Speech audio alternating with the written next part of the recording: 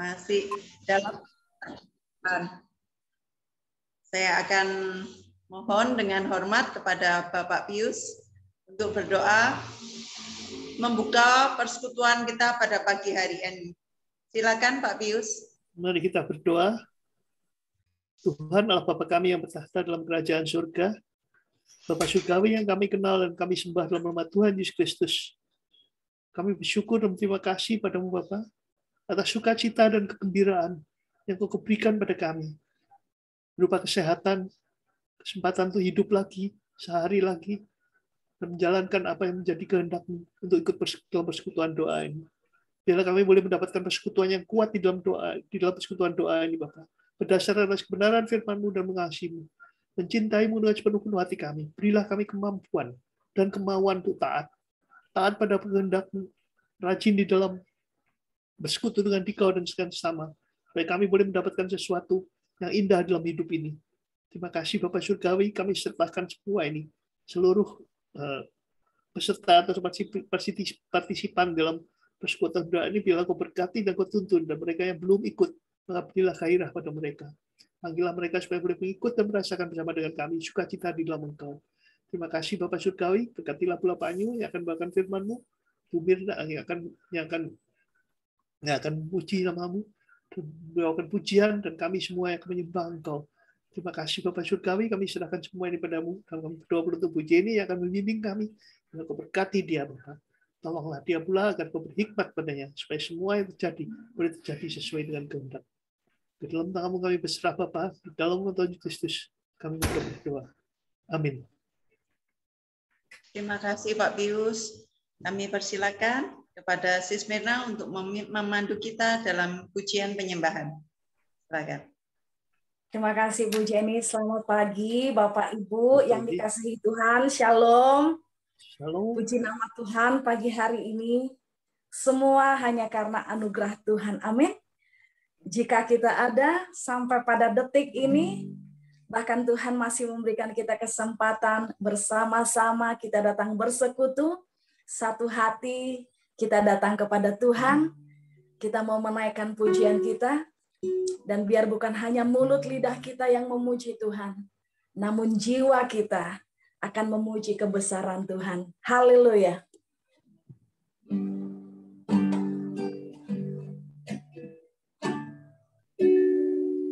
Bila kulihat bintang gemerlapan dan bunyiku dengar,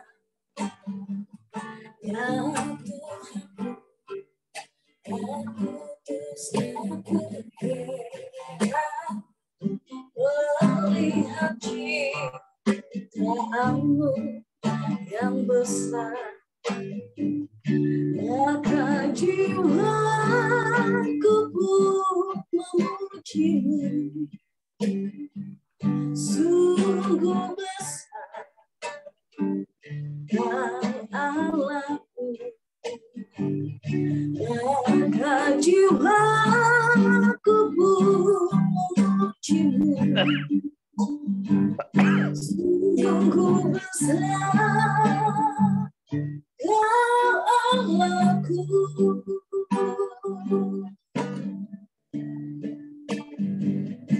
Bila bintang gemerlapan dan bunyiku rindu dengar, ya Tuhan, aku bersedia melihat ciptaan-Mu yang besar, maka jiwaku pun memuji-Mu. Sungguh besar Kau Allahku, maka jiwaku pun memuji-Mu. Sungguh besar Kau Allahku. Sekali lagi kita katakan, bila ku lihat bintang kegelapan, dan bunyi ku dengar,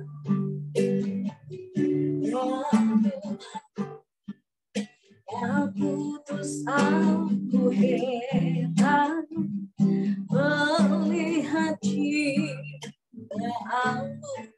yang besar. Maka jiwaku memuji-Mu, sungguh besar Ya Allahku.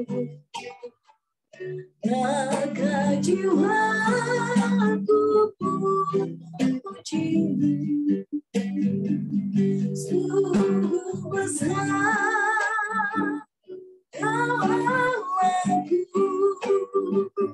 Maka jiwaku memuji-Mu, sungguh besar Ya Allah. Maka jiwaku memuji-Mu, sungguh besar Ya Allahku. Maka jiwaku memuji-Mu, sungguh besar Ya Allahku. Maka jiwaku memuji-Mu, sungguh besar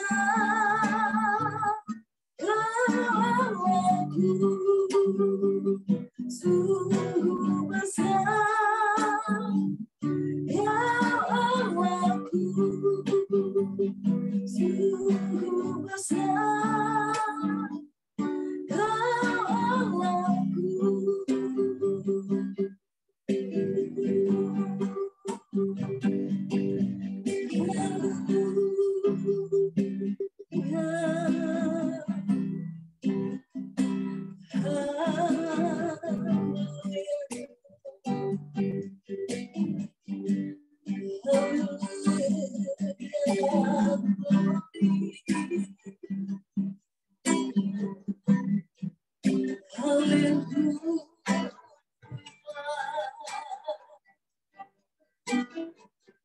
Kami menyembah-Mu, Allah yang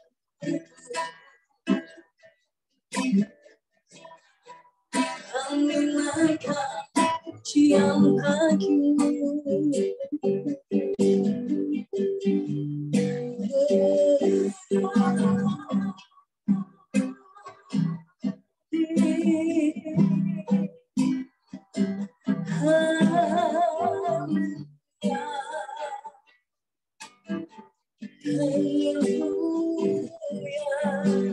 Kami bersyukur, kami naikkan syukur, sebab kasih setia-Mu besar Tuhan. Anugerah-Mu dan pemeliharaan-Mu yang sempurna atas kehidupan kami. Sungguh hati kami dan jiwa kami akan terus memuji Engkau, Allah yang hidup, Allah yang berkuasa, yang menyelamatkan setiap jiwa kami. Haleluya. Angkat jiwaku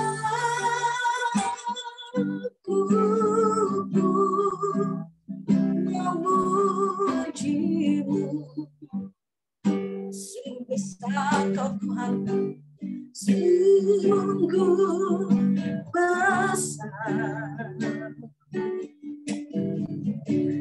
Kau Allahku.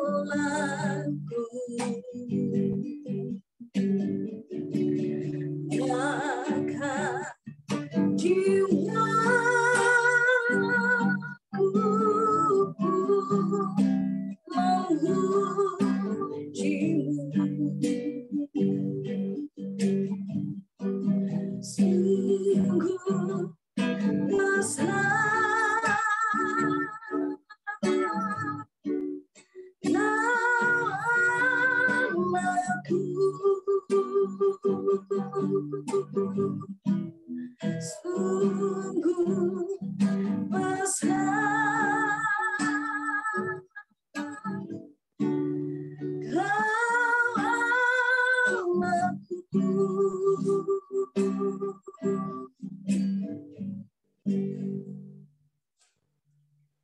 kasih Bu Jenny. Untuk waktu dan selanjutnya saya kembalikan. Tuhan Yesus memberkati kita semuanya.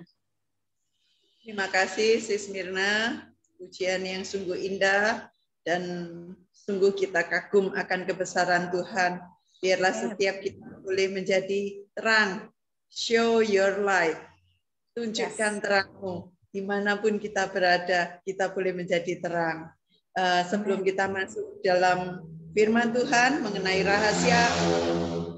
rahasia hidup produktif yang akan dibawakan oleh hambanya yang luar biasa, Bapak Nyo Guan Jun, saya mohon kepada Pak Handoyo untuk berdoa firman Tuhan.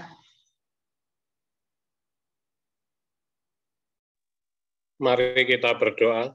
Bapa Surgawi, Bapa yang kami kenal di dalam nama Tuhan Yesus Kristus, terima kasih buat kesempatan yang baik pagi ini. Kami dari Anitra dan PD Faraday, Tuhan boleh berkumpul untuk mendengarkan kebenaran firman. Tuhan urapi hamba-Mu, beri kesederhanaan firman-Mu, sehingga kami semua boleh menjadi pelaku-pelaku kebenaran firman. Kami siap menerima firman-Mu ya Bapa. Di dalam nama Tuhan Yesus kami berdoa dan mengucap syukur. Amin. Amin. Terima kasih Pak Handoyo. Bapak Ibu sekalian, Bapak Nyo Guan Jun adalah alumni Elektro 86 dan beliau pelayanannya di GBZ Bukit Zaitun sebagai pemberita firman Tuhan di sekolah minggu, kaum muda, ibadah raya, dan di sekolah Alkitab. Beliau seorang yang sangat luar biasa, walaupun melayani Tuhan, tetapi Pak Guan Jun masih tetap bekerja di sebuah perusahaan besar di Indonesia, yaitu Timoli. Kami persilakan kepada Pak Guan Jun untuk waktu dan kesempatannya. Ya, terima kasih Bu Yeni. Sebelumnya saya mungkin betulkan sedikit ya. Saya teknik mesin ya. Teknik mesin 86 ya. Ya, selamat pagi juga Bapak Ibu Saudara semuanya. Shalom ya. Saya senang sekali pada hari ini saya diberi kesempatan ya untuk menyampaikan firman Tuhan. Kita belajar bersama-sama ya. Sebab saya tidak merasa lebih tinggi ya, saya hanya sharing saja, dan apa yang saya sampaikan ini pasti Bapak Ibu juga sudah tahu ya. Karena itu saya ini ya bersukacita pada hari ini bisa menyampaikan firman Tuhan. Judul firman Tuhan yang akan saya sampaikan pada hari ini adalah ya rahasia hidup produktif. Saya menyampaikan ini bukan berarti saya ini hidupnya sudah produktif 100%. Justru saya merasa banyak sekali kekurangan ya. Kalau saya nilai hidup saya ini, waduh, saya ini kok enggak produktif ya. Saya ini kok kurang produktif. Itu yang menurut saya ya. Karena itu saya gali firman Tuhan ya. Wah, iya. Ini rahasia ya. Karena itu kalau saya menyampaikan rahasia hidup produktif ini bukan berarti saya hebat, saya bisa, saya wah. Justru saya merasa minder, saudara. Merasa ini banyak tokoh-tokoh yang ada di sini yang luar biasa. Semuanya orang hebat-hebat ya. Yang percaya katakan amin ya. Nah, karena itu pagi hari ini saya bersifat sharing ya. Mungkin kalau ada tambahan-tambahan silakan nanti di session tanya jawab, kesaksian, pasti banyak ya. Hidup produktif ini adalah satu kehendak Tuhan, ini sudah pasti. Ya, karena apa? Di dalam Matius 3 ayat 10 saja dikatakan bahwa kalau pohon tidak berbuah, itu akan ditebang. Nah, ini cerita tentang hidup yang produktif. Pohon harus berbuah. Dalam Matius 21 juga pohon ara tidak berbuah. Yesus mencari pohon ara itu, buahnya itu di mana. Ternyata tidak ditemui buahnya. Tuhan kutuk. Padahal itu adalah pada saat bukan musim pohon ara. Bukan musim ara, tapi Tuhan tetap menuntut. Jadi di sini luar biasa. Ternyata Tuhan itu selama masih memberi kesempatan kita hidup, itu artinya kita harus berbuah-buah dan produktif. Dan juga dalam Yohanes 15, ini adalah cerita tentang pokok anggur. Ya, ini diceritakan dua hal. Ranting tidak berbuah, dipotong. Ranting yang berbuah malah dibersihkan, malah produktif, malah berbuah-buah lebat. Dan dikatakan nama Bapa dipermuliakan. Oh, ini luar biasa. Jadi di dalam Alkitab ini sudah cerita banyak tentang bagaimana hidup kita supaya bisa produktif. Bahkan produktivitas itu diukur ketika seorang penabur benih, menabur.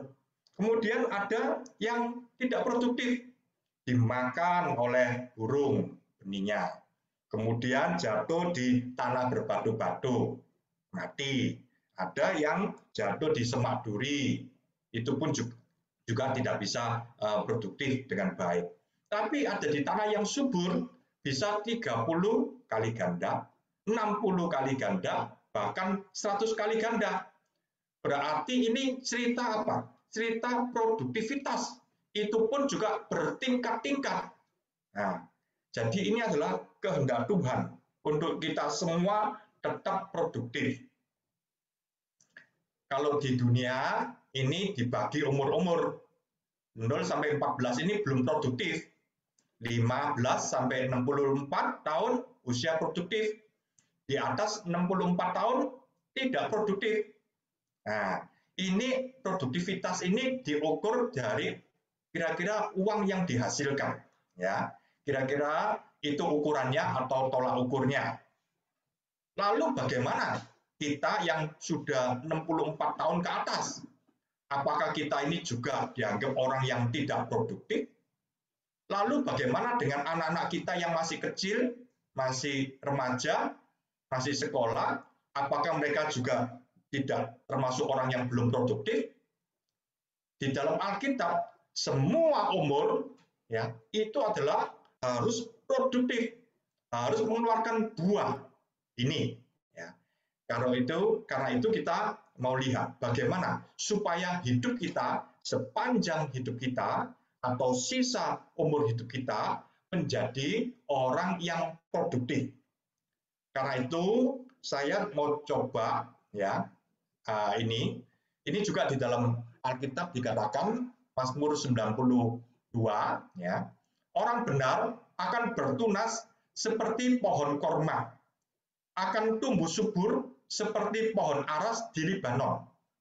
Mereka yang ditanam di bait Tuhan akan bertunas di pelataran Allah kita. Pada masa tua pun mereka masih berbuah menjadi gemuk dan segar untuk memberitakan bahwa Tuhan itu benar, bahwa Ia gunung batuku dan tidak ada kecurangan padanya. Jadi dari firman ini Tuhan menghendaki kita tetap berbuah-buah. Jangan takut ya. Wah, saya sudah usia kepala 6, kepala 7. Jangan takut. Karena kita selama hidup benar, kita bisa tetap hidup produktif. Memang tidak terasa ya. Saya pun juga tahun ini sudah memasuki tahun pensiun. Aduh, rasanya kok sudah pensiun, nanti besok tua bagaimana. Tapi saya tetap percaya ya, Mazmur 92 ini. sampai masa tua kita masih bisa berbuah-buah, kita masih bisa produktif. Oleh karena itu kita mau coba menggali ya dari kitab Pengkhotbah ya, saya coba menggali ini dari kitab Pengkhotbah semuanya. Tentunya dari yang lain-lain Kejadian sampai Wahyu pasti ada rahasia-rahasia yang lain. Ini ada satu lusin ya, ada 12 rahasia dari kitab Pengkhotbah. Rahasia yang pertama adalah kita harus memiliki tujuan ilahi. Kita harus memiliki tujuan ilahi. Ini yang pertama dan utama. Sebab di dalam Pengkhotbah 1 ayat 2 sampai 3 ini ditulis oleh Raja Salomo. Kesia-siaan belaka, kata Pengkhotbah. Kesia-siaan belaka. Segala sesuatu adalah sia-sia. Apakah gunanya manusia berusaha dengan jerih payah di bawah matahari? Bahkan ini ayat sejenis ini banyak sekali dalam Pengkhotbah. Ada Pengkhotbah 1, 14, Pengkhotbah 2, 11, dan seterusnya. Bapak Ibu bisa baca sendiri ya, yang sejenis ini. Bahwa apa yang kita kerjakan selama itu di bawah matahari itu adalah sia-sia. Ayat yang lain mengatakan bahwa ini seperti usaha menjaring, bukan menjaring ikan, tapi menjaring angin. Kalau menjaring ikan, kita dapat ikan. Tapi ini menjaring angin, ya tidak dapat apa-apa. Inilah yang dikatakan oleh Pengkhotbah. Kalau kita, tujuannya kita, hanya sekedar di bawah matahari, tujuan kita, ini semua sia-sia. Ini semua fana. Karena itu, Tuhan mengatakan bahwa kita harus mencari perkara-perkara yang di atas. Perkara-perkara kekekalan, ini yang kita cari. Mungkin ada yang bertanya, loh, kalau kita hanya mencari perkara yang di atas, bagaimana? Apakah kita tidak kuliah? Apakah kita tidak bekerja? Apakah kita tidak berkeluarga? Hanya mikir Tuhan, berdoa, baca Alkitab, ke gereja, melayani. Nah, kita lihat contoh si A dan si B, ya, si A dan si B sama-sama kuliah. Yang si A dia belajar ngotot dengan tujuan dapat gelar. Supaya dapat gelar, supaya nanti bekerja dengan mudah.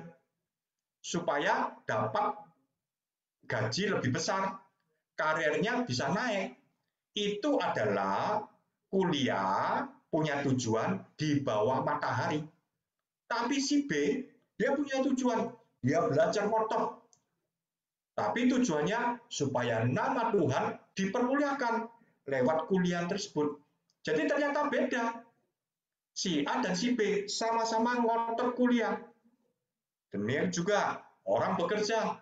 Si A bekerja ngotot, rajin sekali, bagus, bisa produktif, tidak salah. Tapi tujuannya, karirnya, promosinya terus meningkat. Jadi ini hanya tujuan sampai secara fana saja. Tapi si B, dia bekerja juga dengan rajin, dengan ngotot. Tujuannya apa? Tujuannya adalah supaya nama Tuhan dipermuliakan lewat pekerjaannya ini. Ternyata beda. Jadi dalam Kolose 3 ayat 1-2, carilah perkara yang di atas. Ini bukan berarti semata-mata kita sehari penuh kemudian kita tidak ngapa-ngapain. Itu salah. Yang benar adalah motivasi kita, tujuan kita adalah kekekalan. Demikian juga si A dan si B, mereka juga masuk dalam pernikahan. Si A tujuannya adalah menikah supaya statusnya berubah. Single menjadi statusnya .2 kawin di KTP-nya. Mungkin tujuannya supaya punya keturunan. Bagus, itu tidak salah. Tapi si B itu dia punya tujuan, yaitu meneruskan keturunan ilahi. Dan kemudian nama Tuhan bisa dibesarkan lewat kehidupan keluarganya yang harmonis, yang utuh, yang indah. Ya, ini. Jadi yang pertama ini kita harus memiliki tujuan ilahi kalau kita mau benar-benar produktif di hadapan Tuhan. Yang kedua, kita harus paham juga bahwa waktu ini berjalan sangat cepat sekali. Ya, saya juga sekali lagi tidak terasa. Dulu pada waktu saya masuk bekerja, di pekerjaan yang kedua ya, itu saya umur 30 tahun. Teman-teman saya bilang, wah masih 25 tahun ini ya, masih lama ya. Wah, tapi bulan ini atau bulan yang lalu saya sudah 55 ya, sudah masuk pensiun. Ternyata cepat sekali. Saya masih ingat itu ya. Teman-teman saya yang bilang 25 tahun yang lalu, oh masih lama. Sekarang saya sudah mengalami ya, umur sudah setengah abad lebih. Sebab ini memang benar. Dalam Pengkhotbah 1 ayat 5 dikatakan, matahari terbit, matahari terbenam, lalu terburu-buru menuju tempat ia terbit lagi. Tidak terasa, sekarang kita sudah Sabtu. Padahal baru saja Sabtu, besok Minggu. Tidak terasa, pandemi ini sudah 1,5 tahun, tidak terasa. Tidak terasa, tahun 2021 sudah Agustus. Sebentar, September, Oktober, November, Desember. Kalau sudah bunyinya ber itu sudah, itu waktu melaju dengan cepat. Natalan lagi, Natalan online ya. Kita sementara mungkin belum bisa ya. Masuk tahun 2022, cepat sekali. Ya, satu hari 24 jam. Mau orang kaya, orang miskin, 24 jam. Mau anak muda, mau orang tua, 24 jam. Tinggal bagaimana kita mengelola waktu kita. Jangan sampai ada waktu yang sia-sia. Jangan kemudian, wah, waktu panjang kok, masih lama, kemudian kita menggunakan dengan sembarangan. Waktu ini adalah satu barang, tanda kutip ya, barang yang berharga. Mau digunakan atau tidak digunakan, tetap habis, sudah tetap berlalu. Karena itu kita harus mengelola waktu ini dengan baik. Kalau kita bisa mengelola waktu dengan baik, hidup kita menjadi produktif luar biasa. Selain waktu ini berjalan dengan cepat, ternyata ya waktu itu jatah hidup kita itu terbatas. Sudah jalannya cepat, jatahnya juga terbatas. Pengkhotbah 3 ayat 1 sampai 2 mengatakan, untuk segala sesuatu ada masanya. Untuk apapun di bawah langit ada waktunya. Ada waktu lahir, ada waktu untuk meninggal. Jadi setiap orang jatahnya itu masing-masing. Dan Pengkhotbah 5 mengatakan bahwa hidup ini pendek. Seperti rumput, pagi seger, nanti sore sudah layu. Cepat sekali waktu kita ini. Dan itu adalah misteri. Kalau dalam Alkitab dikatakan umur manusia 70-80 tahun. Tapi juga ada yang usia muda juga meninggal. Satu kali saya menghadiri ini ya, penutupan peti di Adiasa. Nah, di situ ketika akan diadakan penutupan peti, tiba-tiba ada kejutan, ya. Kejutan, beberapa orang masuk dan membawa kuetar, ya. Mereka bawa kuetar dan menyanyikan Happy Birthday to you, Happy Birthday to you, Happy Birthday. Lalu mereka nangis semua, tidak bisa melanjutkan, sudah. Ternyata hari itu adalah hari ulang tahunnya. Meninggal pada usia yang muda sekali, umur 40 tahun kira-kira, saya lupa ya. Nah, jadi hidup ini adalah misteri. Satu kali saya juga maisong juga di satu rumah sakit ya. Rumah sakit juga ada tempat persemayaman ya, karena itu tempatnya cuma sedikit ya. Itu satu ruangan saya menghadiri, ternyata di pinggirnya ada peti mini kecil. Saya belum pernah lihat itu peti kecil ya. Yang satu sudah tua, yang sebelah pinggirnya karena tempat itu terbatas terpaksa digabungkan jadi satu ruangan. Peti mini kecil lucu, saudara. Ternyata bayi meninggal. Ada usia tua, ada usia muda. Hidup ini misteri. Sekarang pertanyaan besarnya adalah, apakah kita sudah gunakan waktu yang begitu cepat? Apakah kita sudah menggunakan waktu hidup kita yang sangat terbatas ini? Seringkali kalau dokter sudah mengatakan kepada seseorang, divonis, umurmu cuma tinggal 3 bulan saja. Dari situ seringkali banyak kesaksian, banyak komentar, aduh, kalau boleh saya dapat umur lagi, saya akan berbuat ini, itu. Aduh Tuhan, kasih kesempatan lagi, 1 tahun lagi, saya belum mengerjakan ini, itu. Artinya apa? Artinya ketika kita sudah hampir di ujung umur, kita noleh ke belakang. Iya ya, saya belum maksimal. Saya belum produktif. Karena itu bagaimana caranya supaya sampai umur hidup kita, semua rencana Tuhan itu tergenapi. Sekali lagi saya share firman Tuhan ini, ya, bukan karena saya hebat atau apa, justru saya merasa kurang sekali. Kalau tadi Bu Yeni mengatakan ini hamba Tuhan yang luar biasa, saya mengatakan saya bukan apa-apa, saya juga bukan siapa-siapa, ya, saya ini banyak kekurangan. Ya, justru saya belajar menggali firman Tuhan bagaimana supaya hidup saya bisa produktif, bisa maksimal, bisa berbuah-buah untuk Tuhan. Inilah tujuan hidup kita. Kemudian rahasia yang keempat, kita harus menselaraskan ya waktu kita, planning kita dengan waktunya Tuhan. Sebab waktu Tuhan ini adalah waktu yang terindah. Nah, jangan kemudian kita punya planning, ya, kemudian itu tidak sesuai dengan rencana Tuhan. Sayang, ya, Ia membuat segala sesuatu indah pada waktunya. Ayat ini sering dicuplik, ya, karena ini memang ayat bagus. Karena waktu Tuhan itu waktu yang the best, number one. Tuhan tidak pernah terlambat, Tuhan tidak pernah terlalu cepat, Tuhan selalu tepat waktunya. Sebab kita tahu ada 3 jenis waktu, ya, 3 jenis waktu. Waktu yang pertama adalah ainon.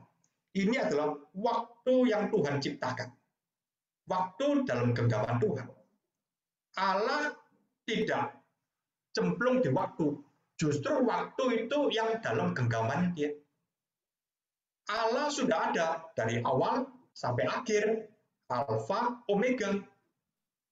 Allah bisa hadir di seluruh waktu, karena dia yang pegang waktu. Sedangkan kita hidup dalam kronos, artinya apa? Kita hanyut dalam waktu. Sekarang pagi, sebentar nanti siang saya ada janjian meeting, nanti sore juga ada pelayanan, nanti kemudian malam ada doa juga, besok Minggu. Kita ini didorong. Sekarang Sabtu, besok Minggu, sekarang Agustus, sebentar lagi kita dibawa hanyut ke September. Kita sekarang ada di dalam tahun 2021, semua nanti orang seluruh dunia juga akan dibawa, dihanyutkan dalam tahun 2022. Kita tidak bisa apa-apa. Seringkali saya katakan kita cemplung, ya istilah bahasa Jawanya, hanyut atau kentir di dalam kronos ini. Sekarang ya anak masih muda, nanti menjadi tua, kemudian akhirnya ya meninggal. Kalau kita hanya sekedar cemplung hanyut dalam kronos, kita tidak jadi apa-apa.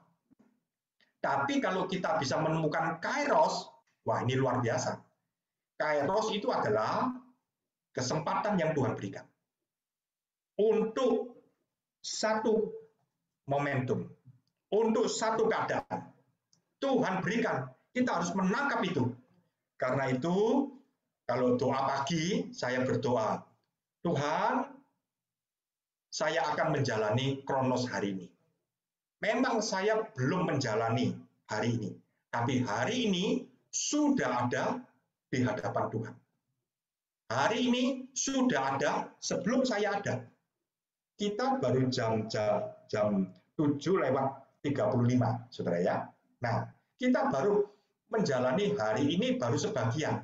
Tapi hari ini sudah tercipta sebelum dunia tercipta. Ini namanya Ainon, Ainonnya Tuhan. Nah, kita akan digiring terus. Sekarang jam 7:30, jam 8, jam 9. Kita akan digiring ya di dalam Kronos ini. Tapi saya tidak mau sekedar digiring oleh Kronos. Saya harus bisa menemukan kairosnya Tuhan. Kesempatan dari Tuhan. Momentum dari Tuhan. Karena itu, kalau saya dalam hidup saya sering banyak mengalami kebetulan demi kebetulan. Ya, dalam pekerjaan saya, kok kebetulan ketemu dengan satu orang. Kok kebetulan ada peristiwa ini. Kok kebetulan. Dan saya percaya, dalam hidup saya tidak ada kebetulan. Semua dalam planning-nya Tuhan. Rambut di kepala saja satu jatuh Tuhan tahu. Apalagi mati hidup.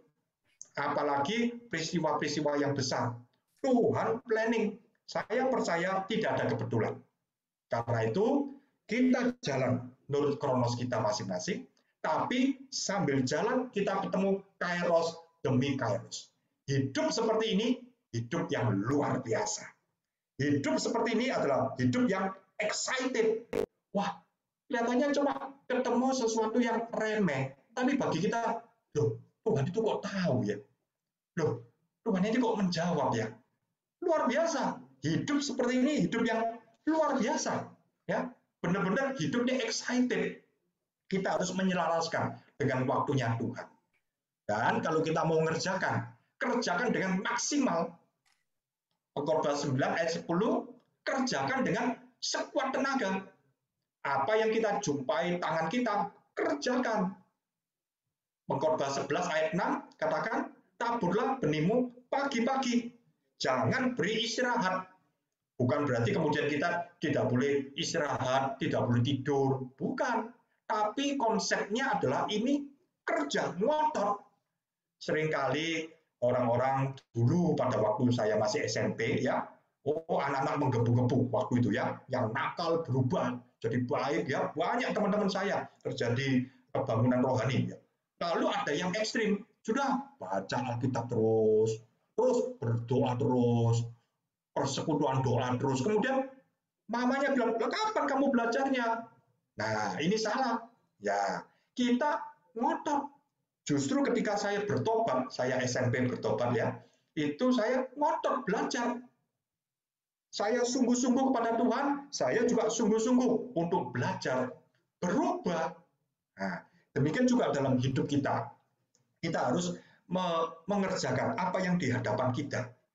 Kalau saya turun dari mobil sampai di parkiran pekerjaan saya, ya, saya injak tanah, saya bilang ini tanahnya tanah Tuhan. Ini pabriknya Tuhan. Ini kantornya Tuhan. Saya bekerja untuk Tuhan. Kalau kita ya bekerja untuk manusia, untuk perusahaan, bisa kecewa. Apalagi mungkin ada yang gajinya kurang. Aduh, percuma ngotot-ngotot yang gajinya sekian.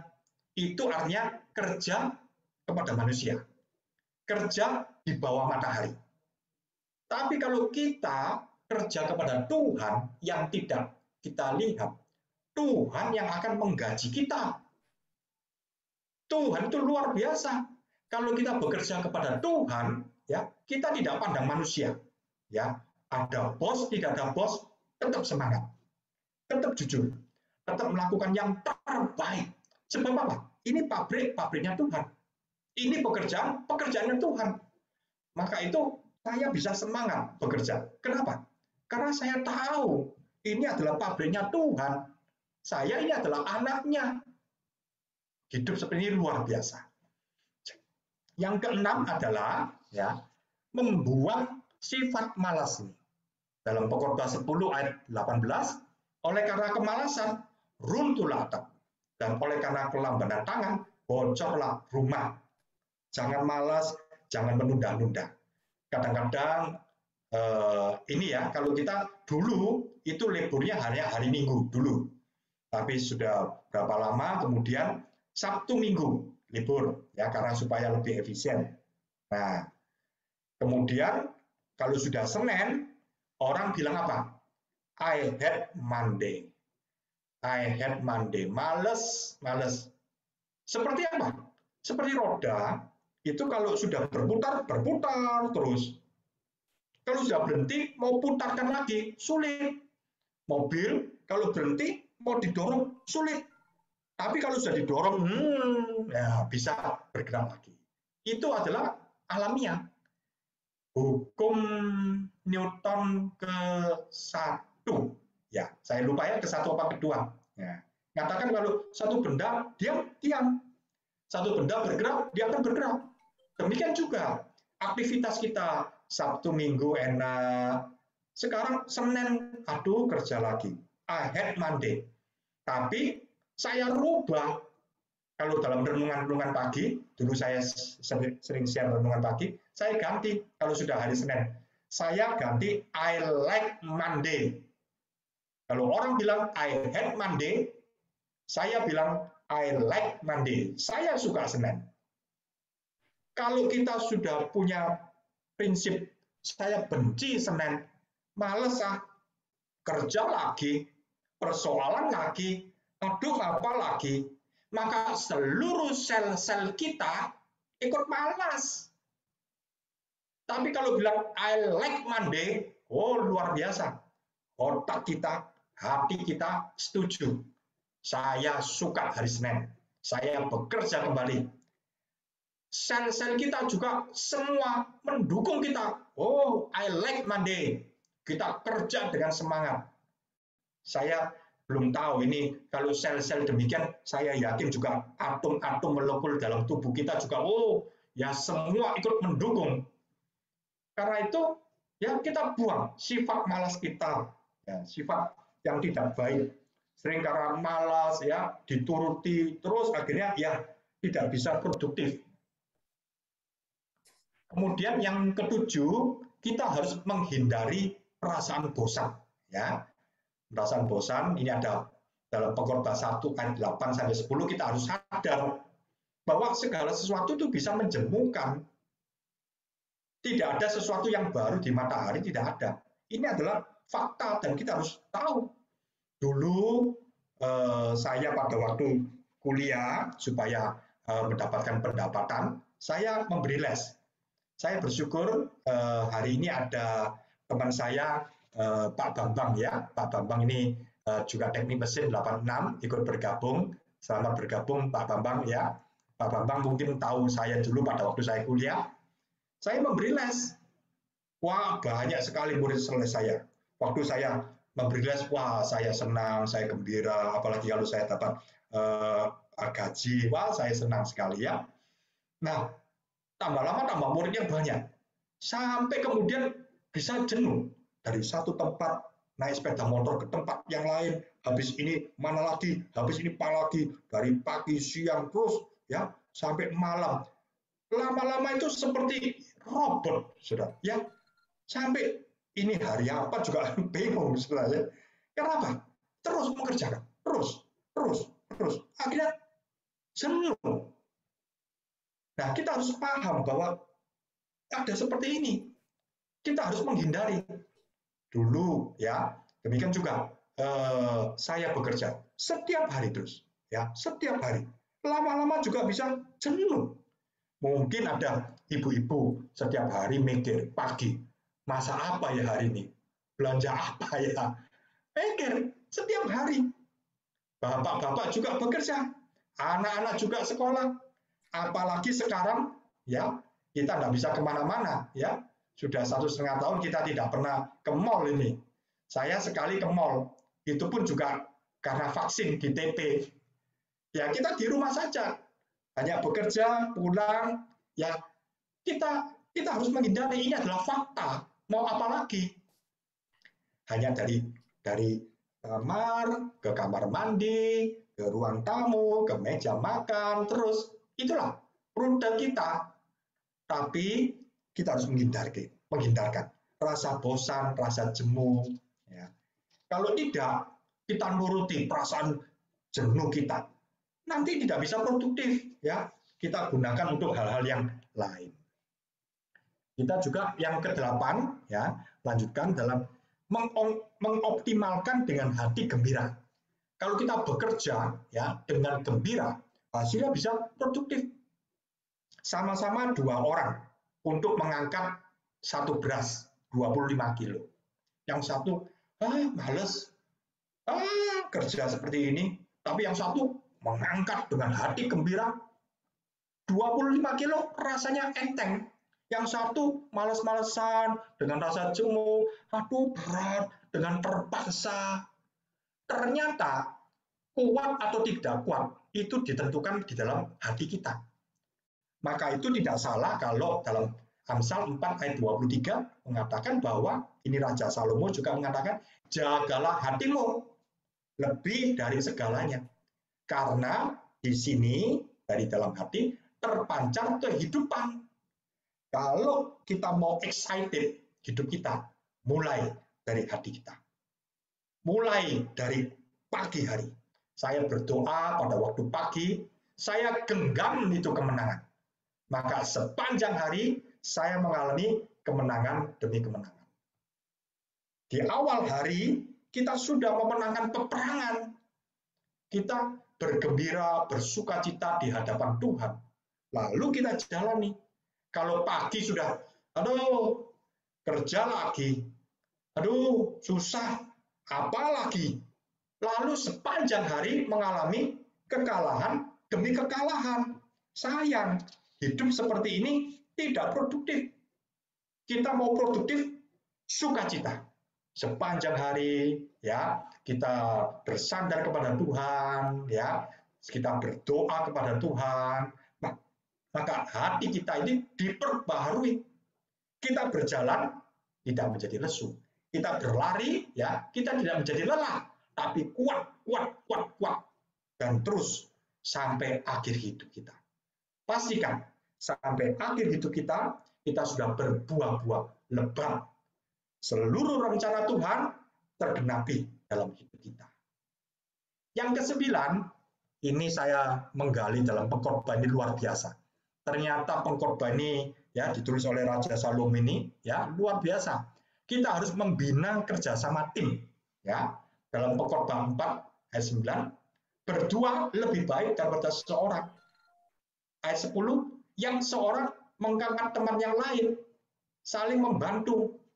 Ayat 12 dikatakan 2 orang akan dapat bertahan. Tali 3 lembar tidak mudah putus. Ini cerita tentang kerjasama tim. 1 orang bisa kerja produktif, bagus. Tapi kalau bisa gandeng, sinergi, maka terjadi multiplikasi. Hasilnya 1 bisa menghasilkan 10. Kalau 2 orang, ini bukan 20, tapi bisa 30, 40. Terjadi multiplikasi. Demikian juga di dalam pelayanan, ya. Wah, saya bisa melayani sendiri, one man show. Tapi kalau kita bisa bekerja sama, lebih baik. Hasilnya lebih banyak. Di dalam kerja saya, ya. Saya juga punya anak buah, ya. Saya lihat anak buah saya ada kelemahan, kekurangan, ada kelebihan. Saya juga sebagai pemimpin di bagian tersebut, ya, saya ada kelebihan, saya juga ada kekurangan. Justru kita saling melengkapi. Saya bilang pada diri saya sendiri, saya kalau disuruh kerja seperti dia, saya tidak bisa. Dia punya kelebihan dia. Demikian juga di dalam pelayanan, ya. Saya juga punya tim pelayanan dalam sekolah minggu, di dalam rayon juga ada. Ya kita sama-sama, kita bergandengan tangan. Sebab Tuhan tidak membuat kita jadi Superman. Tapi Tuhan mau buat super tim. Saya ulang lagi, ya. Tuhan tidak ingin satu orang jadi Superman, tapi Tuhan ingin bentuk super tim. Kalau Superman bisa sombong, wah saya hebat, wah saya luar biasa, number one, the best. Sombong. Tapi kalau kita super tim, saling melengkapi. Yang jatuh kita angkat kembali, ya. Sana punya kelebihan apa, kekurangan apa, sini kita juga punya kelebihan, kekurangan apa, klop. Demikian juga suami istri, ada kekurangan kelebihan. Saya dengan istri saya jadi satu tim, senang, harmonis, luar biasa. Hasilnya bisa lebih banyak. Ya, inilah kita perlu membina kerjasama tim. Yang ke-10 adalah kita harus mengasah skill kita secara kontinu. Wah, ini luar biasa. Kalau Bapak itu mendengarkan motivasi-motivasi baik, saya di tempat kerja banyak sekali di training, motivasi. Oh, saya senang sekali. Ya, ternyata dalam pengkhotbah ini ada. Ya, dalam pekerjaan kita bagaimana supaya skill kita, keterampilan kita itu bisa dibina terus. Kalau tidak, ya begitu terus. Pengkhotbah 10 ayat 10, jika besi menjadi tumpul dan tidak diasah, ya ini mata kapak tumpul tidak diasah, maka orang harus memperbesar tenaganya. Karena itu mata kapak ini harus diasah. Nah, ada contoh 2 orang penebang pohon, ya. Yang satu bisa dapat banyak 1 hari. Wah, dia senang, dia kuat. Tapi yang satu berhenti mengasah mata kapaknya. Hasilnya setiap hari cuma dapat 7. Yang temannya bisa dapat 10 pohon. Besok harinya lagi, ya, yang ini kerja giat. Tapi karena tumpul, dia harus memperkuat atau memperkeras tenaganya. Dipukul-pukul-pukul, oh dapat 10, oh dia senang. Yang ini dapat 7, ya, kemudian mengasah mata kapaknya. Terus demikian. Akhirnya secara total ternyata hasilnya lebih banyak apa? Kalau kita mengasah mata kapak kita. Demikian juga hidup kita ini mungkin kita harus berhenti sejenak. Kita akan mengasah, kita evaluasi, kita mengupgrade diri kita sendiri, skill kita. Saya berkata kepada anak-anak saya, ya, kita masa pandemi ini ya memang bagaimana kita tidak bisa apa-apa, ya. Kita di rumah sudah, tapi jangan disia-siakan. Masa pandemi ini, kalau boleh saya bilang, ada 2 pilihan. Mau ini dianggap masa pengereman, oke, silakan pengereman. Ya, ekonomi lajunya terhambat, terjadi pengereman. Apa boleh buat?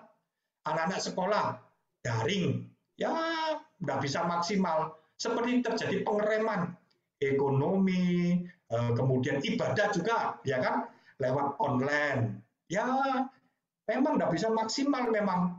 Ini seperti pengereman, baik sisi rohani, baik sisi jasmani, ya semuanya terjadi pengereman. Itu kalau orang mau mempercayai masa pandemi ini sebagai masa pengereman. Tapi saya tidak mau masa pandemi ini sebagai masa pengereman. Saya mau masa pandemi ini sebagai masa pengeraman. Beda ya? Hampir sama. Satunya pengereman, saya mau ini adalah masa pengeraman. Seperti telur. Hari ini dirami, besok dirami, tetap telur. Minggu depan dirami, tetap telur. Tapi satu kali, telur itu menjadi menetas. Saya bilang sama anak-anak saya, kamu harus berubah. Masa pengereman ini dirubah jadi masa pengeraman. Kerjakan apa yang bisa dikerjakan. Mungkin belajar bahasa Mandarin, bahasa Inggris, mungkin belajar musik, mungkin apa ya, baca buku apa, ya. Pokoknya kita harus mengupgrade terus, mengupgrade. Nanti satu kali, ya, sudah selesai pandemi, wah, kita punya apa skill lebih tinggi, ya, punya keterampilan lebih bagus dan seterusnya. Sekarang belum bisa bekerja, belum bisa apa, enggak apa-apa. Ya, kita tidak bisa apa-apa dan kita tidak menuntut apa-apa. Ini adalah satu keadaan. Tapi masa pengeraman, ya, satu kali menetas jadi luar biasa. Hidup ini menjadi produktif. Kalau tidak salah dulu Isaac Newton kalau tidak salah ya, itu masa pandemi dia kuliah, terpaksa juga tidak bisa kuliah dengan baik, harus stay at home juga. Justru di situ dia menemukan ini hukum Newton. Luar biasa. Jadi jangan pernah membatasi situasi kita, keadaan kita, lalu kita nuruti ya sudah saatnya seperti ini. Ya sudah, mau apa lagi? Justru kita tetap bisa produktif. Seperti Tuhan mengutuk pohon ara. Padahal saat itu memang bukan musim ara. Sebenarnya secara logika Tuhan ini tidak masuk akal. Bukan musim ara, tapi dituntut untuk berbuah. Sama seperti sekarang ini, masa pandemi ini bukan masa untuk bisa produktif dengan baik. Tapi kita tetap dituntut untuk bisa produktif. Ya, sesuai dengan kemampuan kita, sesuai dengan keadaan kondisi kita masing-masing. Ya. Kemudian yang 11, kita mau mempraktekkan kekuatan hikmat. Ternyata hikmat itu punya satu power. Ya. Hikmat memberi kepada yang memilikinya lebih banyak kekuatan daripada 10 penguasa dalam kota. Oh, luar biasa. Apa yang bisa kita kerjakan ya dengan hikmat itu memberikan hasil yang lebih banyak. Mau kerja otot atau kerja otak. Seperti ini juga penjual air. Nah, mungkin Bapak Ibu sudah tahu ya, 2 orang si A dan si B harus mengambil air dari mata air di gunung, lalu dibawa ke desanya. Nah, yang kuat bisa dapat lebih banyak, yang kurang kuat ini mungkin dapat sedikit. Kemudian yang ini memakai hikmatnya, bagaimana caranya supaya bisa air dari gunung itu bisa mengalir ke tempatnya. Dia menggunakan ilmunya, pikirannya, hikmatnya, akhirnya selesailah. Dia buat pipa dari mata air sampai ke rumahnya. Apa yang terjadi? Ya, satu kali ya dia bisa mendapatkan air terus dengan kontinu di masa tuanya juga. Ini juga yang bekerja membawa air akhirnya nggak bisa berbuat apa-apa. Nah, ini sering diceritakan oleh orang motivasi-motivasi, ya. Nah,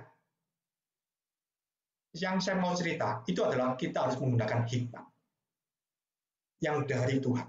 Tuhan berikan hikmat. Dalam Yakobus dikatakan bahwa orang yang kurang hikmat ya minta hikmat kepada Tuhan. Satu kali dalam pekerjaan dulu ini dalam satu meeting saya diajak meeting, memang itu bukan bagian saya, itu diceritakan begini prosesnya seperti apa ya, mau dirubah sekatnya, layout-nya seperti apa.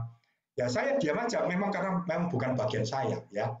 Tapi saya lihat ada sesuatu yang ganjel. Ini ada sesuatu yang kurang ini. Tapi saya belum tahu apa ini, apa. Mereka sudah merencanakan begini-begini, layout-nya, alurnya seperti begini-begini. Ya, ini rapat hampir ditutup dan hampir diputuskan. Tapi hati saya diam saja. Coba Tuhan, ini apa Tuhan? Rasanya kok belum bisa enak nih alurnya Tuhan. Saya diam aja sampai terakhir Tuhan tiba-tiba kasih hikmat saya. Lalu saya bicara, Pak, apakah tidak begini aja? Alurnya A, D, E. Karena mereka merencanakan A, B, C, D, F. Tapi saya punya ide seperti ini. Lalu dalam rapat itu ada, iya ya, kenapa kita tidak pikirkan A, D, E? Alurnya seperti ini aja. Kenapa kita berpikir A, B, C, D, E? Kalau alur makin panjang, kos produksi makin banyak. Kalau alur lebih panjang, waktu produksi lebih banyak. Ujung-ujungnya apa? Ya labanya berkurang. Tapi kalau kita bisa mengurangi alur, waktu lebih pendek, ujung-ujungnya adalah laba lebih banyak. Seluruh rapat katakan, iya ya, kenapa? Ya bagus, ini benar. Ya, saya tahu itu dari Tuhan, bukan saya. Saya ini bukan apa-apa dan saya juga bukan bagiannya. Cuma saya merasa ganjel. Apa ya? Apa ya? Tiba-tiba Tuhan kasih hikmat. Oh ini saya sampaikan. Ya, saya tahu ini bukan diri saya, dari diri saya, tapi dari Tuhan. Yang terakhir adalah menjunjung integritas. Menjunjung tinggi integritas. Ini penting. Pengkhotbah 7 ayat 1. Nama yang harum lebih baik daripada minyak yang mahal.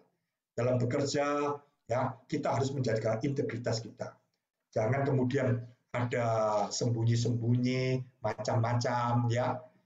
Apalagi saya juga bekerja di satu bagian yang cukup rawan, ya. Saya bekerja di satu bagian yang orang mengatakan, oh ini tempat basah nih, tempat basah, ya.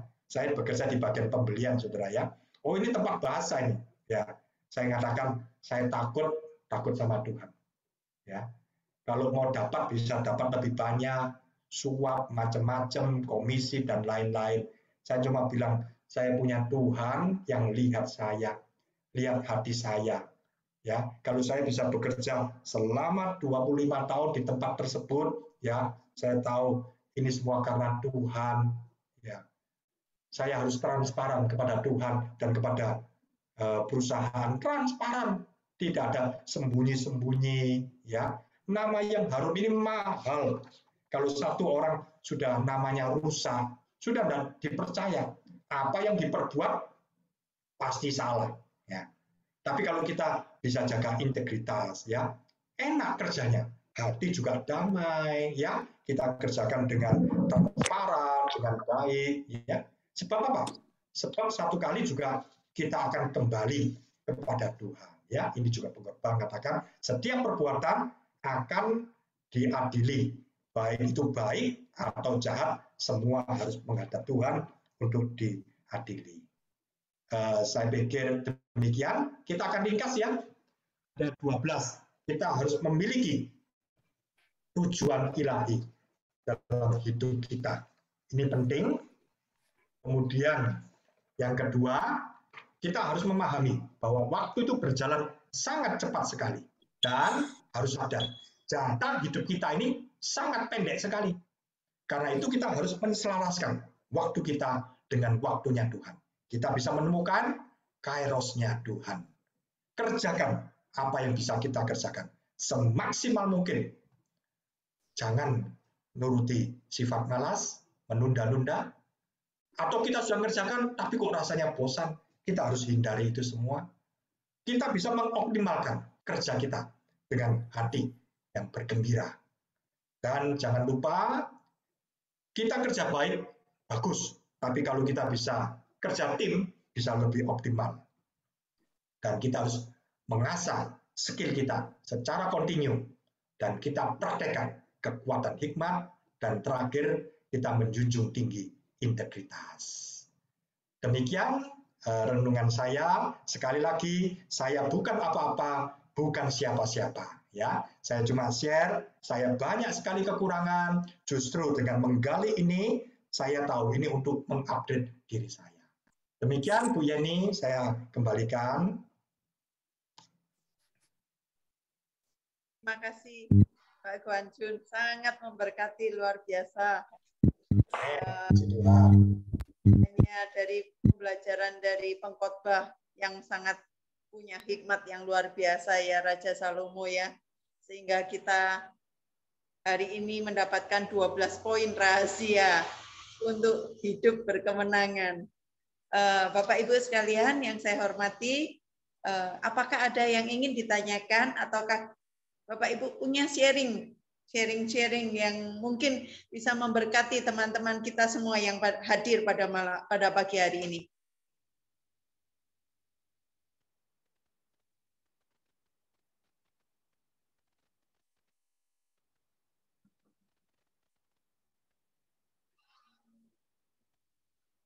Adakah pertanyaan Bapak Ibu?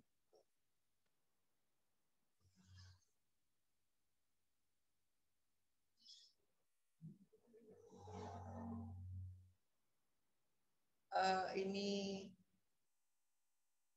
Pak Hari Cepira. Pak Hari Cepira. Iya. Sorry, harus. Halo? Ya, tidak apa-apa. Kamera off, enggak apa-apa. Yang penting suaranya terdengar, Pak. Selamat pagi, Pak Shalom. Pagi. Pak Hari, bolehkah ada inspirasi ataukah dapat berkat firman Tuhan yang pagi hari ini disampaikan oleh Pak Guan Jun? Ya, terima kasih sekali. Jujur, pagi hari ini saya mendapat beberapa inspirasi ya. Bagaimana ternyata kita manusia tidak bisa bekerja sendiri, tapi perlu bekerja sama dengan orang lain untuk mendapatkan hasil yang lebih baik. Itu menjadi suatu hal yang perlu saya pikirkan dan dalami lagi lebih dalam, bahwa kita ternyata adalah manusia yang lemah dan butuh orang lain untuk bersama-sama kita maju. Mungkin itu dulu dari saya. Ya, terima kasih Pak Hari. Memang kita bukan Superman ya Pak Hari, tetapi Ya. Tuhan menginginkan kita menjadi super tim. Kita akan menjadi satu tim di dalam Tuhan untuk memuliakan nama Tuhan dalam pekerjaan kita, dalam setiap aspek apa yang kita hadapi saat ini. Saya akan beralih kepada Pak Handoyo. Pak Handoyo. Ya, selamat pagi Bu Jenny. Shalom Pak Han. Halo. Ya, Pak Han. Selamat pagi. Pagi Pak. Pak, apa yang Bapak dapatkan, terus poin apa? Karena saya merasa bahwa ini Bapak adalah seorang yang cepat sekali untuk kolaborasi dan memikirkan sesuatu yang unik dan menarik. Apa Pak? Poin-poin apa dan kiat-kiat apa Pak di dalam mengoptimalkan hal-hal seperti ini Pak? Iya, terima kasih. Tadi saya dapat berkat dari Pak Guan Jun bahwa kita diingatkan bahwa waktu kita bukan lagi panjang, Bu Jenny. Jadi ya firman Tuhan mengatakan bahwa kalau usia manusia sekitar 70, kalau kuat 80, nah kalau usia kita ini sisanya tidak terlalu panjang, jadi kita tidak boleh bosan untuk melayani Tuhan. Itu yang bisa saya dapatkan, Bu Jenny.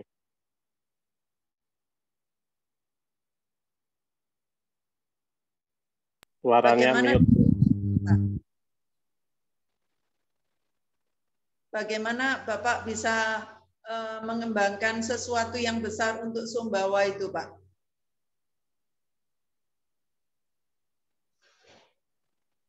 Ya, karena waktu saya berangkat ke Sumbawa untuk merantau di sana, saya sudah semacam berjanji bahwa saya harus jadi berkat untuk di tempat saya yang baru. Dan memang perlu perjuangan panjang dan semangat yang tinggi, Bu Jenny. Tidak bisa dikerjakan dengan yang santai. Ya, puji Tuhan, terima kasih. Nah, ada satu, saya sedikit mau menanyakan kepada Bapak Pendeta Mateos Stefa Nganjuk. Selamat pagi Pak Mateos. Pak Mateos. Boleh buka mic-nya, Pak? Oh iya, selamat pagi. Selamat pagi, salam kenal Pak, salam jumpa lagi. Perkenalkan Bapak di Persekutuan Doa Kanitra dan Farade, Pak. Selamat pagi. Oh iya. Maaf tadi saya terlambat masuk karena memang baru lihat WA-nya dari istri. Tidak apa-apa. akan tadi. Iya. Saya ingin menanyakan sedikit, Pak. Ini tadi poin-poin tertentu dari rahasia hidup produktif dari Pak Nyo Guan Jun, dan saya melihat Bapak dan keluarga membuat sesuatu terobosan di dalam masa-masa corona ini. Apa yang menginspirasi Bapak, anak-anak, dan istri membuat satu link untuk menyanyi? Oh iya. Kenapa Ibu agak putus-putus tadi? Sebentar. Pindah tempat.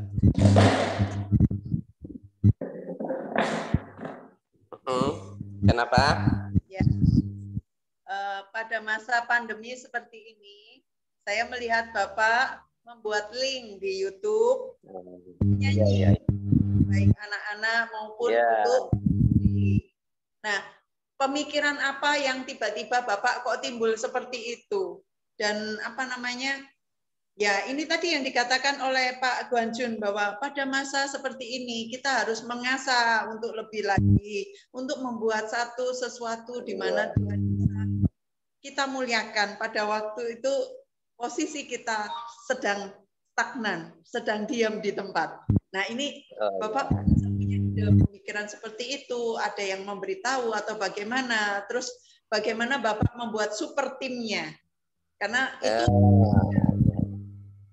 ya dari awalnya memang karena ya masa PPKM tadi itu, jadi saya melihat bahwa anak-anak kita selalu ada di rumah, ya semua selalu ada di rumah. Lalu kemudian karena anak-anak ini hari-harinya sibuk dengan bermain sehingga tidak pernah dengar menyanyi begitu, ya. Kalau hari Minggu pun biasa kalau ibadah pun mereka jarang menyanyi. Kalau misalnya yang besar saja dia hanya main musik tapi tidak nyanyi. Jadi saya sendiri pun tidak dengar suaranya seperti apa, fals atau bagus. Akhirnya suatu saat saya paksa, ayo coba nyanyi, saya ingin tahu suaranya. Ya, seperti itu. Dan ketika dia menyanyi bagus, ayo saya suruh dia, ayo kita menyanyi karena sudah bisa main musik, sudah ini, ayo coba kita menyanyi karena memang kita di rumah, ya kita nyanyi. Siapa tahu mungkin dengan kita menyanyi bisa memberkati orang lain, kan nama Tuhan dimuliakan, ya begitu. Jadi awalnya ya seperti itu. Ingin untuk supaya anak-anak juga terbiasa memuji Tuhan, keluarga memuji Tuhan, dan ingin memberkati orang lain lewat pujian, menguatkan orang lain lewat pujian. Begitu, Bu. Jadi memang dari awalnya memang tidak ada rencana apa-apa.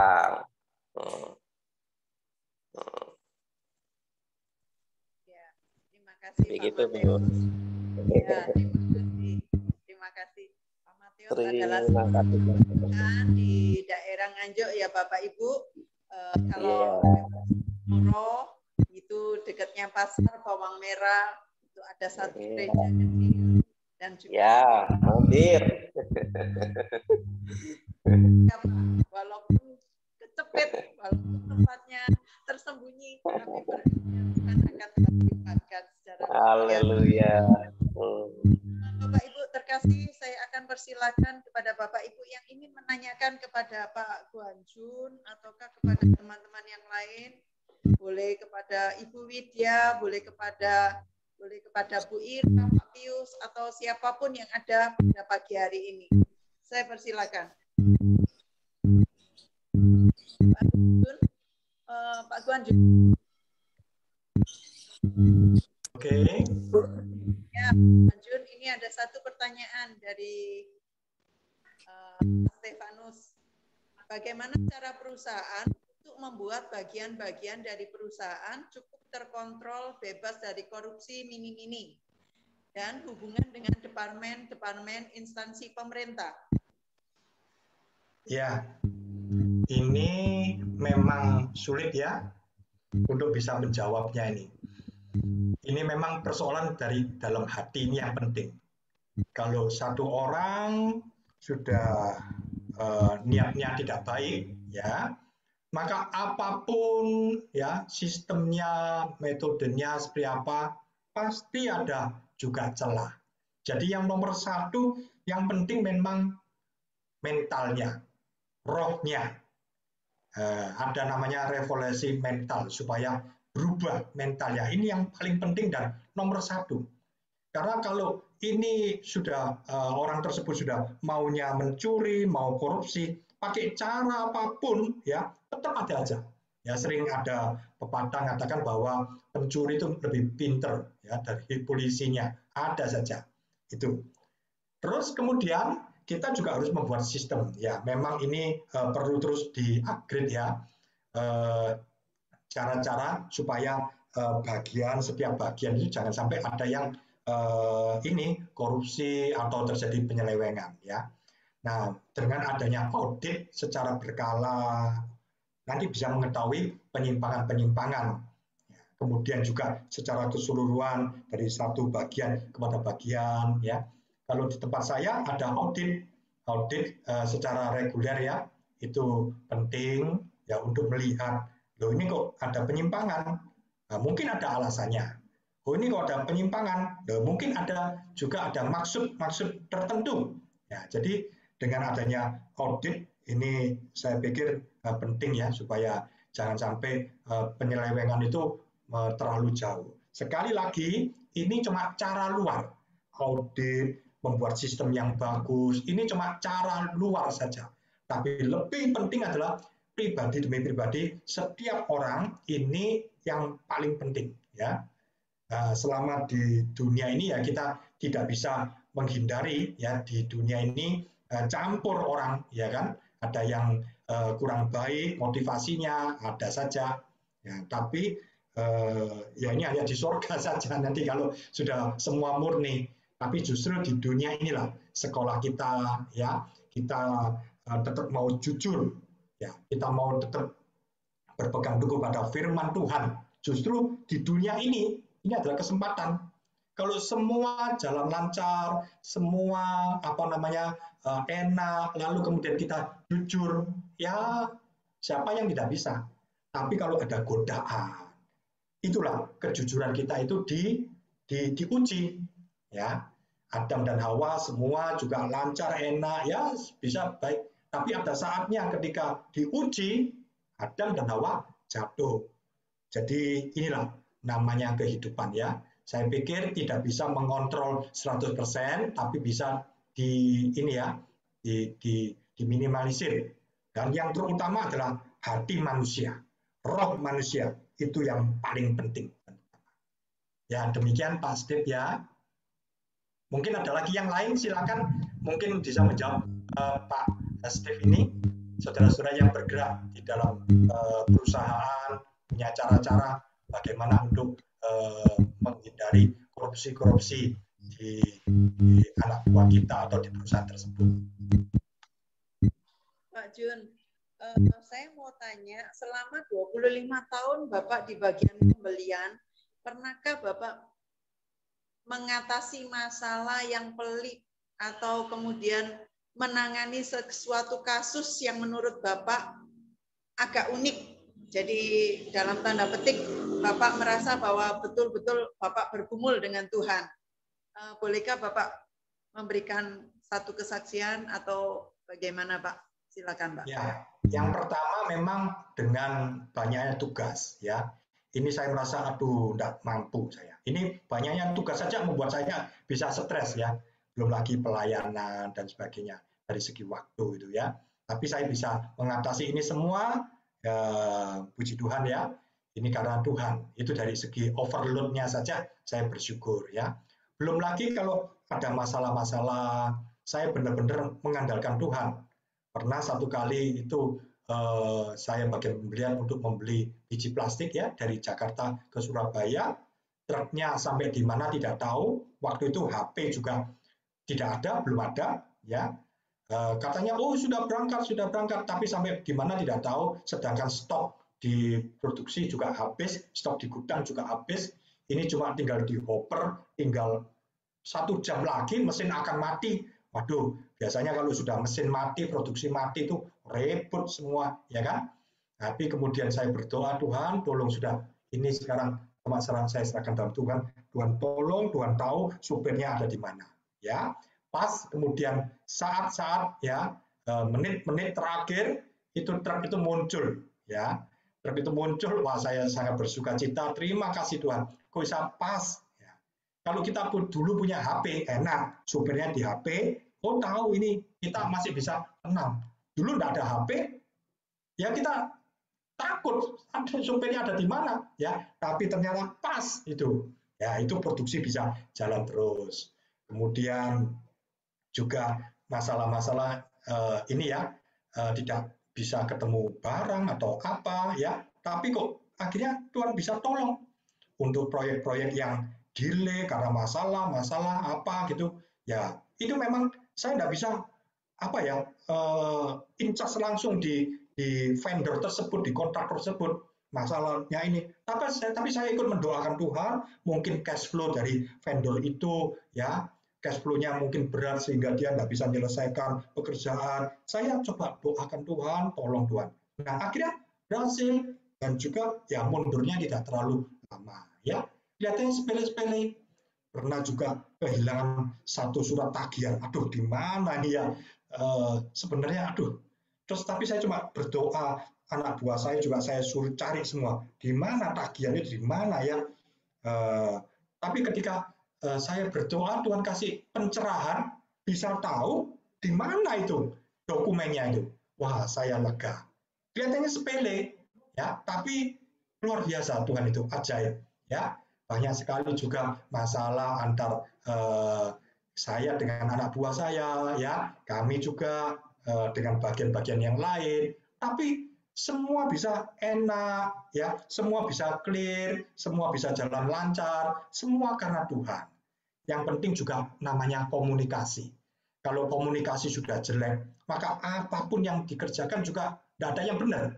Tapi kalau komunikasi itu bagus, komunikasi lancar, maka apapun persoalan sebesar apapun, kalau ada komunikasi, itu bisa clear dengan bagian lain, dengan atasan, dengan bawahan. Sampai sekarang saya mempelajari ilmu komunikasi ini adalah ilmu yang penting, ya. Seringkali kita salah ngomong, pikirannya maksudnya demikian, tapi ngomongnya lain, saudara, orang nangkepnya lain. Nah, akhirnya masalah muncul. Nah, tapi kita bawa dalam doa, kita serahkan pekerjaan kita. Sekali lagi saya belum sempurna, tapi saya mau ya, terus mengupdate diri saya. Ya, demikian Bu Jenny. Jenny. Ya Pak. Ya, Pak. Saya akan coba berikan komentar beberapa hal di sini. Pertama adalah tadi yang dikatakan Pak Yuan Chun, ya umur kita itu memang terbatas. Tapi beberapa waktu yang lalu, tadi saya cari ya, saya ingat artikel di mana supaya saya bisa mempertanggungjawabkan itu. Ya, penelitian dari Universitas Maryland, saya di Amerika itu menunjukkan bahwa orang yang berumur di atas 70 tahun, mulai dari 60 tahun ke atas, itu justru pikirannya lebih menyatu, lebih otak kanan dan otak kiri itu makin seimbang. Nah, dia juga membuktikan ya mengenai misalnya seperti pemimpin dunia. Ya, itu mereka berhasilnya ya itu setelah memasuki usia kira-kira 60 sampai 70 tahun. Ya. Kita lihat misalnya ya, walaupun kita tidak tahu ya berhasilnya itu adalah yang baik atau tidak baik. Misalnya mau cetung, itu umurnya berapa? Dia mana? Jadi sebetulnya usia tua itu tidak boleh membuat kita ini kemudian tidak produktif. Nah, kenapa saya mengatakan begini? Ketika saya mengingat itu, saya menyatakan tadi, saya pikirkan bagaimana cara saya menyampaikan ini. Ya, tahun ini, dua tahun lebih 3 tahun yang lalu sampai sekarang ini ya, pendeta gereja saya itu ada 3 pendeta yang masuki masa emeritus. Wah, saya pikir nih kalau pendeta emeritus ini mau jadi apa setelah itu? Mau melayani apa? Padahal umur mereka baru 65 tahun. Ya, tapi saya teringat yang terakhir ini Pak Pendeta Yakub Susamda ya di Amerika mengatakan begini. Apa bedanya pendeta yang emeritus dan yang tidak emeritus? Dia mengatakan pendeta yang belum emeritus, ya, yang belum pensiun, itu ditarget oleh tugas. Tugasnya ini, tugasnya itu, jadi rutin. Tapi kalau sudah pensiun, ya hubungan dia dengan Tuhan itu membuat dia ditarget oleh Tuhan. Dan itu timbul dalam dirinya sendiri. Ya. Saya tidak tahu ya apakah ini betul saya. Tapi kemudian saya bicara dengan beberapa orang pendeta saya pensiun itu, dia mengatakan, iya, perkataan Pak Yakub Susabda itu membangkitkan semangat saya. Sekarang saya ini bukan ditarget oleh organisasi gereja, tapi Tuhan pencipta saya. Itu yang menarget saya. Dan dalam perkataan dari omongan dengan Pak Yuban Jun tadi, kalau nggak salah ya ada pendapat yang mengatakan bahwa kita hidup ini untuk apa? Kalau kita hidup untuk kemuliaan Tuhan, maka Tuhan juga akan bekerja, memakai kita untuk kemuliaan. Dari situ timbul suatu kata-kata yang sangat ya. Lalu bagaimana cara kita mengatasi itu? Cara mengatasi itu, do your best in everything you do, and God will do the rest. Keberhasilan itu. Saya juga teringat akan perkataan Chris Manantika. Pak Chris Manantika itu adalah dosen saya ya dulu ketika masuk sekolah teologi. Dia mengatakan begini. Ya toh. Waktu itu kita mau beli gedung sekolah STI yang sekarang itu. Waktu saya kuliah itu masih ruko 2 lantai, ya semua ada di situ, ya asramanya di situ, kuliahnya di situ, segala macam yang di situ. Pada waktu saya sudah masuk semester 2 ya, waktu itu dia punya rencana untuk beli gedung itu. Gedung itu besar sekali ya, 1.500 meter persegi. Ya tanahnya 1.500, di atas tanah 1.500 meter persegi kira-kira. Ya kemudian 3 lantai. Jadi luas bangunannya itu sudah jadi bekas supermarket yang kemudian namanya nggak jadi buat supermarket, ada ruang teaternya dan sebagainya.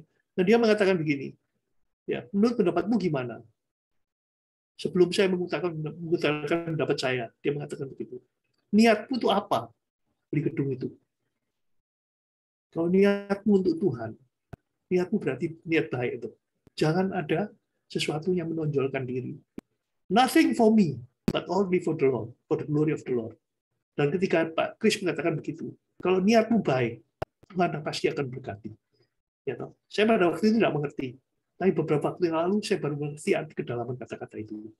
Pada waktu itu ya kita melakukan suatu ya acara ritual atau apa boleh dikata ya, kita sering mengelilingi gedung itu sambil ditumpangi tangan, didoakan dan sebagainya. Oke, it's all good, semua itu bagus. Tapi kemudian ya, yang menyebabkan gedung itu bisa beli karena motivasi kita itu baik. Motivasi kita itu baik. Dan kemudian dia ketika gedung itu terbeli dia mengatakan begini, adakah yang mustahil untuk Tuhan? Kita sering orang Kristen ya mendapatkan kata-kata ini banyak sekali. Ketika Maria mendapat kabar dari Gabriel, ya, bagi Tuhan tidak ada yang mustahil. Bagi Tuhan selalu tidak ada yang mustahil. Ada banyak sekali kata-kata. Dan ini diadopsi oleh Mary. Mary seperti yang perempuan yang di TV sering bahakan itu. Nothing is impossible. Because impossible is nothing. Tidak ada satupun yang yang impossible ya, yang tidak mungkin. Karena tidak mungkin itu adalah bukan apa-apa. Nah, caranya bagaimana? Motivasi kita apa? Kalau motivasi kita untuk kemuliaan Tuhan, maka saya pasti yakin itu akan berhasil. Dan kemudian sekarang saya sedikit akan bersaksi kejadian kira-kira 60 tahun yang lalu atau 50 tahun yang lalu. Ketika saya pertama kali membentuk persekutuan di Universitas St. Petra. Pada waktu itu ada beberapa missionary dari Amerika, dosen-dosen dari bahasa Inggris. Ya. Dan saya sebetulnya sudah mempunyai niat itu karena saya bimbing rohani pada waktu itu Pak Iman Santoso yang membimbing kami, ya doakan di universitas ini. Kita kuliahnya pada waktu itu masih di Kalianyar. Sudah lebih baik karena sebelumnya kita di Emongmiri itu kuliahnya cuma ada 3 ruang, dibuat rebutan 3 fakultas waktu itu. Sipil, arsitek, sastra dulu, sastra, arsitek, sipil. Sastra, sipil sama arsitek. Jadi kalau kuliah rebutannya dia bilang, dan kemudian kita bilang ini sekolah kayak gini, ini kapan majunya ini? Ternyata berapa tahun kemudian, belum sampai 2 tahun kemudian kita mendapatkan Kalianyar. Di Kalianyar pun kita kemudian merasa, kok gini ya ini kapan universitas kok kayak gini?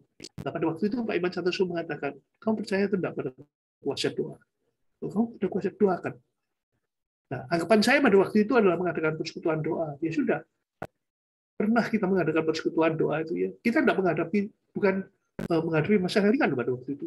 Universitas pada waktu itu belum mengerti bagaimana kita harus bagaimana persekutuan doa itu bisa membentuk suatu apa namanya ini. Dan akhirnya kita mengadakan persekutuan doa itu di luar kampus di Jalan Kalisari. Kalisari saya masih ingat Gang 2 nomor 17. Cuma 3 orang pada waktu itu. Pak Pius. Parah. Hah? Ya, Pak Ya. Pius. Ya. Boleh dulu. Sesudah itu kita ngobrol di room bebas. Ya, oke. Oke ya. Bapak Ibu, Ya. terima kasih untuk semuanya. Persekutuan doa pagi hari ini setiap Sabtu selalu hadir. Persekutuan Kanitra dan Faraday, biarlah ini boleh mengumpulkan dari seluruh alumni, teman-teman yang ada di luar dan Nandetolan untuk saling memberkati dan mengisi. Saya persilakan kepada Sis Mirna untuk memberikan satu pujian penyembahan sebelum persekutuan ini akan kita tutup. Terima kasih Bu Jenny, terima kasih Bapak Guanjun. Pagi hari ini betul saya sangat terberkati. Firman Tuhan yang dikutip tadi, apapun yang kamu perbuat, perbuatlah seperti untuk Tuhan dan bukan untuk manusia. Jadi saya mengerti Bapak Ibu semuanya dengan profesinya masing-masing, pengusaha, pebisnis, tapi ketika kita melakukan semuanya itu untuk Tuhan, maka ada tujuan maksud ilahi di dalamnya untuk mempermuliakan Tuhan. Amin. Mari kita naikkan sebuah pujian kita. Hidup ini adalah kesempatan. Haleluya.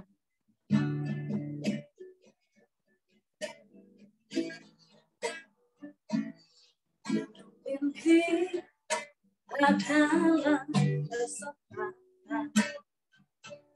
Ini untuk melayani Tuhan. Jangan sia-siakan hidup ini hanya sementara. Oh Tuhan, pakailah hidupku selagi aku masih kuat.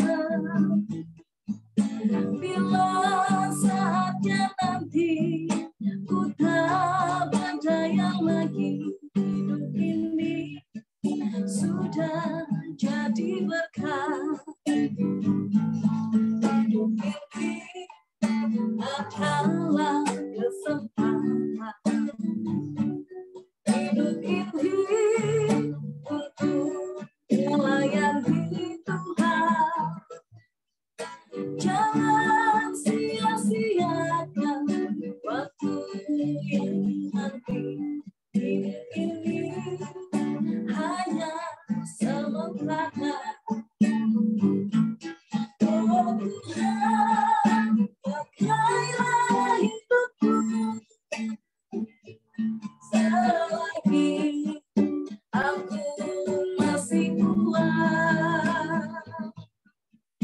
Bila saatnya nanti aku tak berdaya lagi, hidup ini sudah jadi berkat.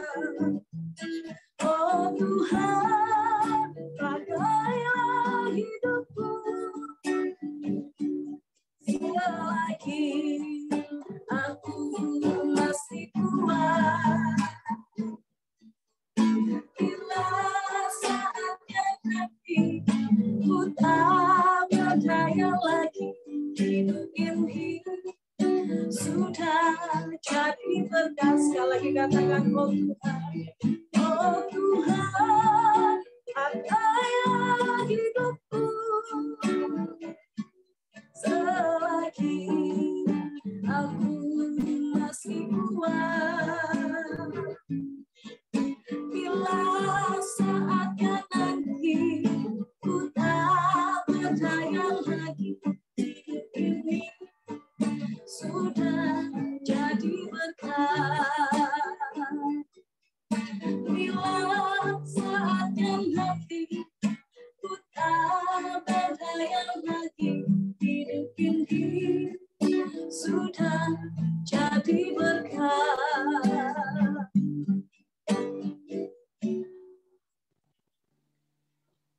Terima kasih Bu Jenny. Hidup ini adalah kesempatan Bapak Ibu untuk kita menjadi berkat bagi orang yang ada di sekitar kita. Amin. Tuhan Yesus memberkati. Terima kasih Susmina. Bu Jenny.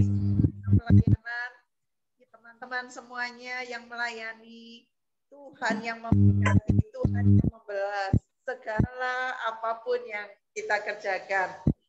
Saya akan serahkan kepada Pak Guan Jun untuk doa penutup dan untuk doa berkat. Saya persilakan kepada Pak Guan Jun. Mari kita Sebelum berdoa. saya akan persilakan kepada Bu Ira untuk menyampaikan pengumuman. Terima kasih Bapa dalam surga, kami bersyukur pada pagi hari ini kami boleh berhimpun, berkumpul ya Tuhan. Tuhan hadir di tengah-tengah kami dan juga lewat pujian dan firman Tuhan. Biar firman Tuhan ini boleh berbuah-buah 30, 60, bahkan 100 kali ganda. Dan hidup kami semua menjadi hidup yang berarti, menjadi hidup yang produktif. Dan nama Tuhan boleh dipermuliakan. Memberkati persuan doa ini Tuhan, semua pengurus, semua yang sudah melayani, yang di balik layar juga Tuhan berkati semuanya, yang semua yang sudah hadir berkati dan berikan kesehatan kekuatan pada kami semuanya, sehingga kami sehat, selalu sehat, tidak perlu sakit Tuhan. Terima kasih Tuhan, masa pandemi ini bukan masa pengereman, masa pandemi ini menjadi masa pengeraman, sehingga satu kali kami boleh menetas ya Tuhan menjadi sesuatu yang lebih indah lagi. Terima kasih Tuhan. Sekarang kita akan menerima berkat dari Tuhan. Biar berkat dari Allah Bapa, anugerah di dalam Tuhan Yesus Kristus, persekutuan dalam Roh Kudus, limpah dalam kehidupan kami semuanya, mulai dari pagi hari ini sampai Maranatha, Tuhan datang kembali. Yang percaya katakan amin. Terima kasih, Tuhan memberkati semuanya.